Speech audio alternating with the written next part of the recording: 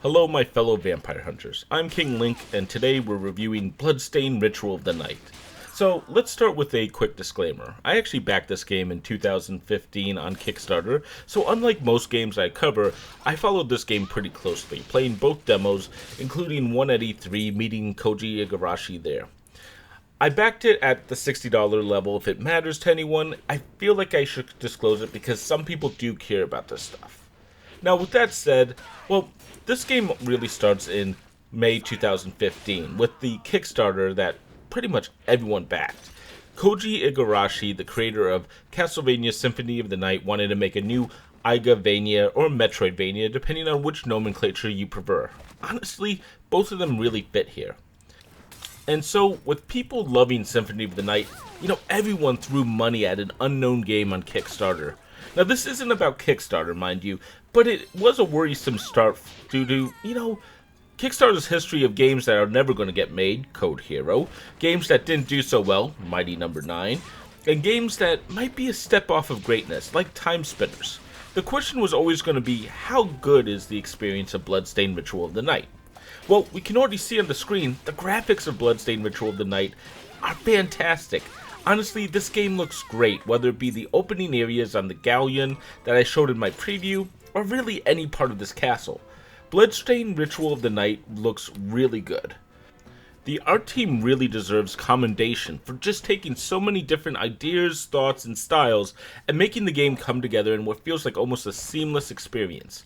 Whether it be fighting muck monsters in the early areas, fairy-like creatures in a garden, or even moving along two great rotating towers, Bloodstained really stands out in every way. The enemies in Bloodstained are a bit varied, though they really fall in two categories. The first is Castlevania-esque monsters, whether it be stuff like these dull hammer heads that will fly around similar to almost every Castlevania game. Many enemies here at least have some flavor towards what we've seen before. Now, the other category here are more strange one-offs. Yes, there's of course bats, skeleton-like enemies, and fish. We expected those. But here's a few, just a couple. There's ninja assassins, guitarists who rock out, characters that look like Shovel Knight. I mean, these are kind of varied designs that all work together. There's insane stuff too, like the disembodied head of someone's dog, or even a half a cat. That's pretty crazy, honestly. But it sure makes for an interesting fight and an interesting monster. Though it does make some areas feel kind of random when all the enemies are put together, it still looks good. Admittedly, there were a number of Kickstarter goals that defined this game. I don't think this really hurts the experience, but I have to admit, some pieces of the game kind of stand out because of it. Every portrait in the castle is a Kickstarter goal. A number of enemies were designed by fans, I believe. At least one weapon somewhere was designed by a fan, and there's like little pieces of the Kickstarter campaign everywhere. Now, some parts of this are actually pretty interesting. The devs included a number of voice lines that Robbie Belgrade, the voice of Alucard originally, and David Hayter, the voice of Solid Snake, were paid to say in the voice test. It's an interesting touch and works for the most part. There's just a question of which of these backer rewards in the game created which out-of-place enemies or experiences. Now, not everything really works in Bloodstained for the graphics. There are a number of characters who talk to our main character in the village area of the game, and the character models honestly don't look right to me. I'm confused because so much else of the game looks beautifully detailed and amazing, but these characters, I don't think they work as intended. Now, in addition, there's actually a few really great tricks that don't get used that often. There's this amazing rotational graphical trick that you'll see on the screen, and it makes the player feel like he's going in a circle. It's only actually used 4 times in the game, and probably could have been used a few more times.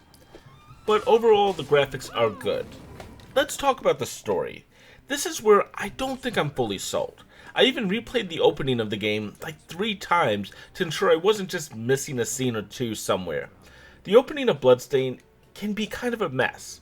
The story starts by telling you about a previous conflict against demons by the church, I believe, and experiments done on people called shardbinders, most of which died. The only shardbinder to survive the experiments was Gebel, who somehow endured the trial.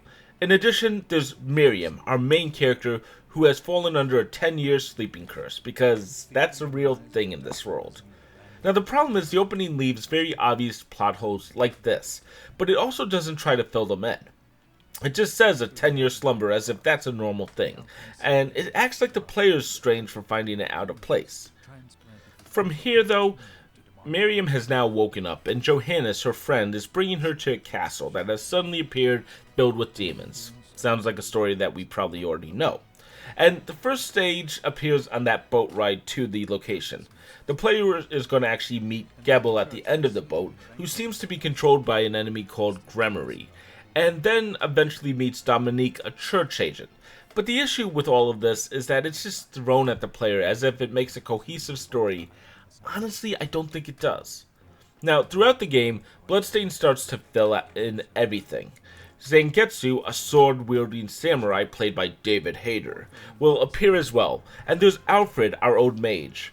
And yeah, the opening finally starts to coalesce into a meaningful narrative that works. But this is happening much later in the game, almost at the halfway to the end.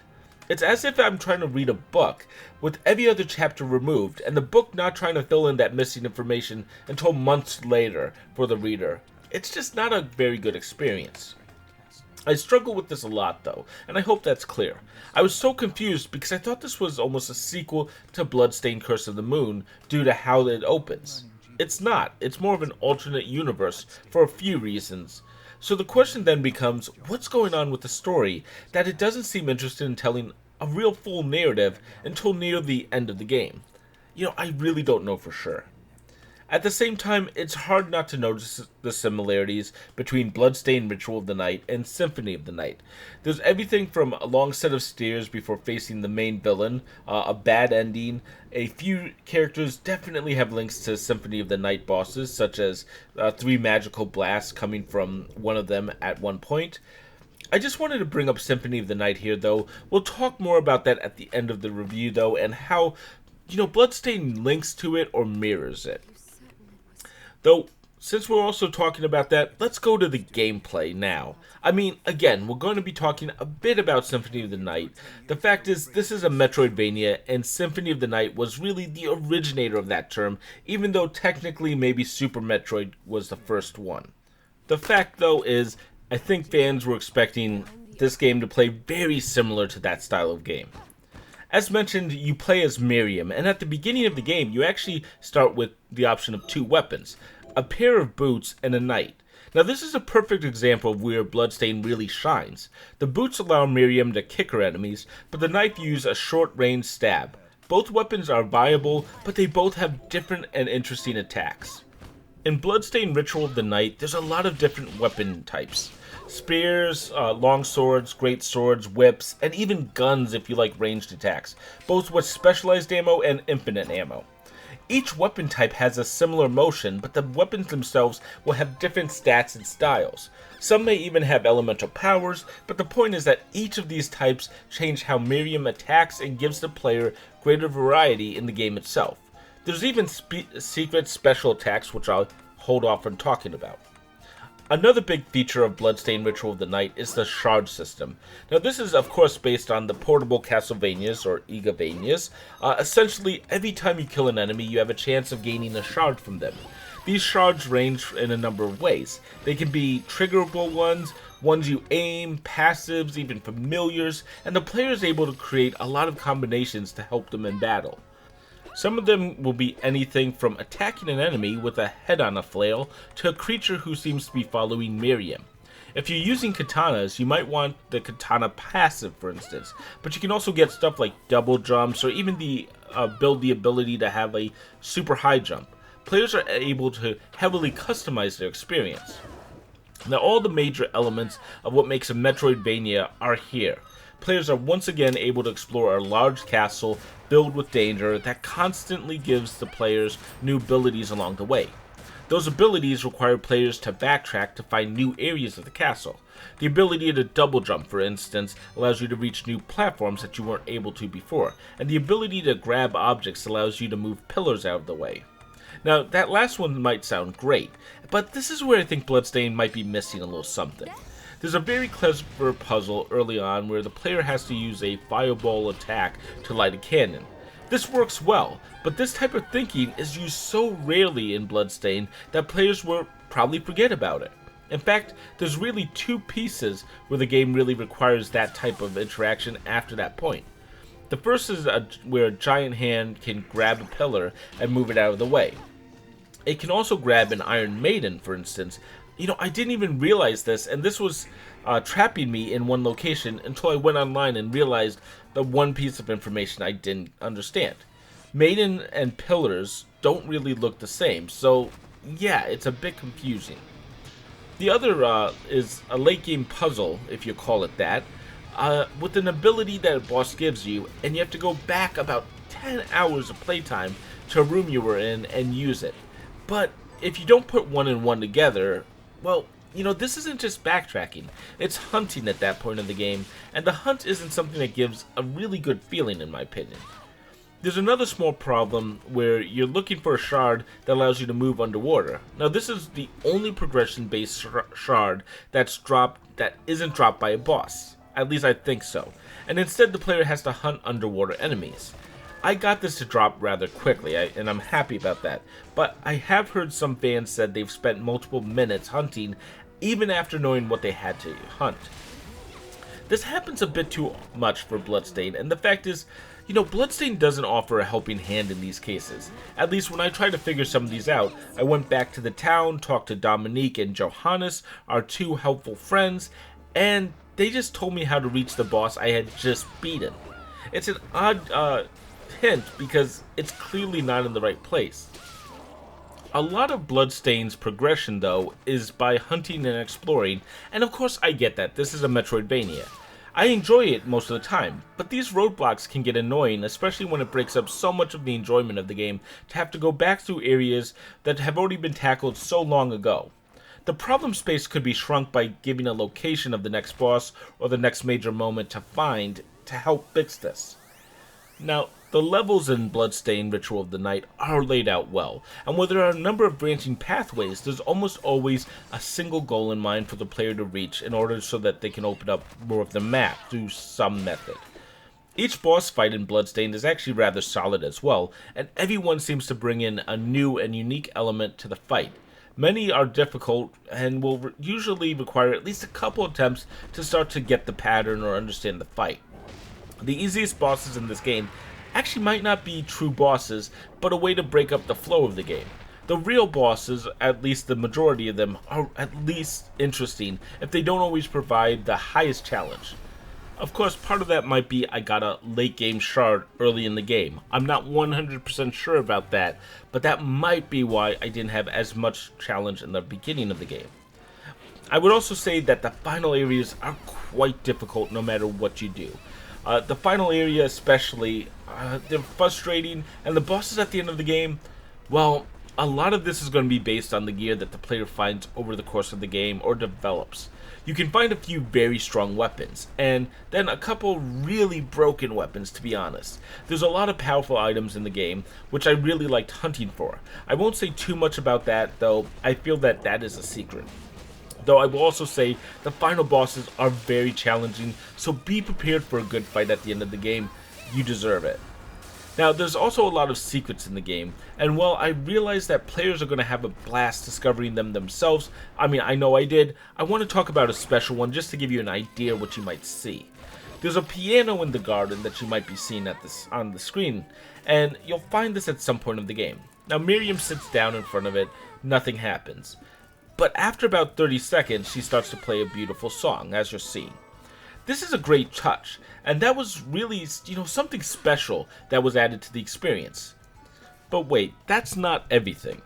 If you have the right familiar, that familiar will actually slide down and sing a ballad along with Miriam. I don't have this on the screen, I'll let you guys discover it yourself. Now, this is hardly the only secret in Bloodstained. There's secret rooms, secret areas, little touches like knocking the librarian up in the air, if you remember that in Symphony of the Night. And there's even at least 5 secret bosses. And I'll be honest, I don't even think I found half of the secrets in this game. There's tons of little touches that make the game better. Now, there's a few things I do want to call out. Nothing really terrible, but let's just go through this quickly because I know this has been a long review. There's an annoying glitch where items and loot wouldn't land properly on the ground and be retrievable. I've heard this is fixed in either a release patch or an upcoming patch, which lowers the problems with this, but it's super annoying when I was going through the game. The cooking system is an interesting feature, enhanced by the fact that each time you get a new piece of food, it gives you permanent stat points for the first time you eat it. This sounds really interesting and great, but by the end of the game, I actually only cooked about 10 items out of the entire list. I think that you have to buy ingredients for the most of the dishes, and honestly, that kind of stinks as well. Similarly, there's a farming system where I found 3 seeds in a specific chest, I hope I can show it, and you'll use them for farming. But these are the only seeds I found in the entire game. Such a wasted opportunity. And finally, I do have to call out the quest system here. I'm going to try to show it off, but it's also a bit wasted. There's significantly more options here and a lot of quests that you can complete, but most of these seem to be based on quest lines, so if you aren't constantly on top of it, you'll miss out on the feature and probably not go that much farther. The fact is, it's probably not a major thing. Like I said, these are nitpicks, but it doesn't add much to the game in the first place. So, that's really all of Bloodstained. There's of course tons more to talk about, tons of secrets, enemies, and bosses to fight, but we'll leave that at this point. So what do I think about Bloodstained? Well, that's a hard question. The Metroidvania genre has exploded after Castlevania Symphony of the Night in a lot of ways, and that was the spark that so many games grew from. Koji Igarashi is the creator of that. The thing is, so few of these Metroidvanias really capture the excitement and fun of Symphony of the Night in a meaningful way. Bloodstained Ritual of the Night actually captures everything that made Symphony of the Night great, and redoes it all from a fresh new angle, and in a way that I think that makes this game shine. At the same time, if you're interested in Bloodstained Ritual of the Night, let's ask a simple question. What are you expecting from the game?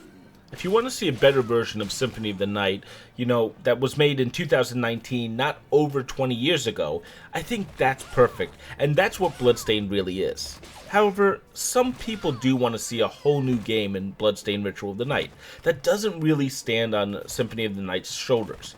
And while that would be cool, admittedly, a brand new, true Metroidvania would be absolutely amazing, I think Bloodstained finds ways to be fresh and interesting while still being true to the formula of the originator of the series. And honestly, I'm more than happy to have this, because the PC has never got Symphony of the Night, sadly. Now, part of this comes from making a Kickstarter that practically promised another Symphony of the Night. Part of it comes from what the fans asked for and demanded after Symphony of the Night or through the Kickstarter requests. And part of this is just the style of the game that Koji Igarashi was always going to make. I mean, look at each of his produced Castlevanias. There's a very similar style to them, and that's a good thing. You know what you're going to get. For me, though, I'm going to give Bloodstained Ritual of the Night a 4 out of 5. That's a little harsher than I thought I would at the beginning. It's a little lower than Time Spinner, admittedly, and the fact is, honestly, I would recommend this game over Time Spinner in a lot of ways. That's the problem with review scores. But ultimately, I really like Bloodstained a lot. It just has enough flaws to bring it down to a 4, which is still a great score. At the same time, I'm going to say the Switch version, I don't have it, but I've heard it can be rough. If you're going to get that one, give it at least a couple weeks, if not a month. Let them release the major patch for it that they have planned, and check the forums to see if that helped the game. Finally, this is a game that will keep on giving. There's actually a lot of free DLC still coming. I've heard 13 pieces announced. There's co-op, multiplayer co-op, a roguelike dungeon, a chaos mode, a classic mode, 2 more fully playable characters that have been announced, and my understanding is all of this will be free. I mean, Jesus, that's a huge amount of upgrades that were promised for the Kickstarter, so I'm obviously thrilled. I can only see this game improving over time, and I really like Bloodstained Ritual of the Night. 4 out of 5 is a great score to me, but damn, I can't wait to see what this game is going to look like in a year's time, or even what a sequel to this game might bring when they can lay the past to rest and start something fresh. This is Bloodstained, and damn, this is easily my favorite Kickstarter of all time. It actually delivered on so much here, and probably one of the few that even feel positive after it all, with the other being Time Spinner. I'll even pop up a video of that in the end screens if you want to hear more. And if you've enjoyed this review, thank you, of course. Consider subscribing and do that YouTube stuff, like, comment, share, whatever. I'll appreciate it even if you throw a thumbs down my way. I understand. Until next time, I'm King Link, and thank you for watching.